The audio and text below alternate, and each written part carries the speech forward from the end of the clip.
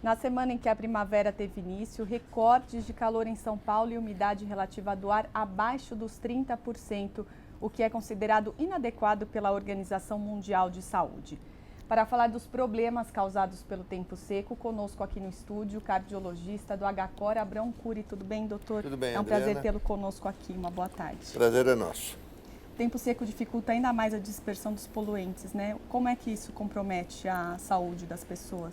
Na realidade, nós sabemos que um dos grandes problemas que acomete os grandes centros urbanos são aqueles decorrentes da poluição atmosférica em razão da queima dos combustíveis fósseis. Então, numa cidade como São Paulo, nós já somos obrigados a conviver com este problema, que é um problema de saúde, sem dúvida nenhuma. O ar seco piora ainda mais as condições atmosféricas e confere às pessoas uma qualidade de vida pior momentaneamente, porque esta secura do ar, se assim pudermos chamar, acaba por irritar as mucosas, acaba por comprometer a função respiratória, porque as pessoas precisam de um mínimo de umidificação para poderem fazer essas funções de forma adequada e acabam por ter, assim, aumento no risco de alguma complicação, principalmente de doenças pré-existentes, especialmente se elas já forem portadoras de algum problema respiratório, ou se forem hipertensas, ou se forem cardíacas e tiverem problemas já coronarianos ou insuficiência cardíaca. E quais são os sintomas, doutor? Quando é que a pessoa tem que procurar um especialista ou mesmo pronto-socorro? Veja bem, as pessoas que têm mais chance de serem acometidas de alguma complicação são as que já forem previamente doentes. Então, estas pessoas devem procurar com seus médicos alguma recomendação, mas que, de maneira geral, nós podemos fazer as seguintes recomendações. Evitar ficarem próximos de lugares onde, sabidamente, a poluição atmosférica é maior, ou seja, lugares onde a concentração de veículos automotores é mais importante. Se hidratarem bem, tomarem bastante líquido, a que eu me refiro, não alcoólico, evidentemente, mas água principalmente, fazerem uma alimentação saudável e evitarem atividades físicas mais extenuantes, principalmente aquelas pessoas que já tiverem algum problema, as pessoas mais idosas, porque aí nós aumentamos muito o risco de complicações. Quando você faz uma atividade física mais intensa, você respira mais, e isso significa inalar mais poluentes. E quando você faz essa atividade física mais intensa, você aumenta o risco de desidratação e, num momento em que o clima é muito seco, isso é muito pior. Aquelas medidas caseiras, como colocar uma toalha com água no quarto, elas funcionam? Funcionam, principalmente à noite. Nós sabemos que não há necessidade de você ter exatamente umidificadores. Se as pessoas tiverem essa facilidade, isso também ajuda, é claro, mas a colocação de uma bacia, um recipiente com água próximo da onde você estiver deitado, ajuda a aumentar a umidade relativa do ar naquele sítio onde você está confinado, e isso atenua um pouco as consequências do ar seco, sem dúvida nenhuma. O senhor falou dos idosos e também das pessoas que já têm uma doença prévia. As crianças também entram nesse grupo de risco? Elas também sofrem mais? É muito importante nós lembrarmos que as crianças, principalmente as menores, elas precisam de mais atenção.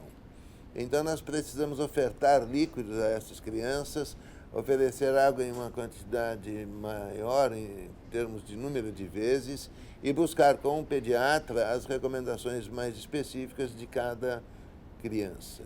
É importante também lembrarmos que as recomendações feitas antes, de não ficar fazendo atividade física exuberante, vale para as crianças também. E dar uma dieta mais saudável, mais leve, principalmente nessa época. O senhor é autor de alguns estudos sobre os malefícios da poluição, né, doutor? Como sobreviver numa cidade como São Paulo? Então, como o senhor falou no início da entrevista, com tantos carros, tantos poluentes e poucas áreas verdes, né? Veja bem, as recomendações são as que nós temos feito.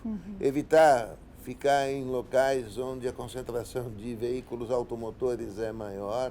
Por exemplo, ficar... E não é tão fácil assim, né? Pois é, mas dá para fazer isso. Então, um lugar que tem uma concentração alta de veículos ligados, como Avenida Paulista, aquela região de Ibirapuera, não é um momento certo você lá, 6 horas da tarde, está querendo fazer uma corridinha ou ficar fazendo qualquer tipo de atividade física mais intensa, porque é o momento em que a concentração de carros ligados é maior. E se você estiver dentro do carro, é melhor deixar o vidro aberto ou fechado, dentro de um congestionamento? Dependendo de onde você estiver. Se você estiver num local de maior congestionamento, às vezes é melhor você deixar o carro fechado.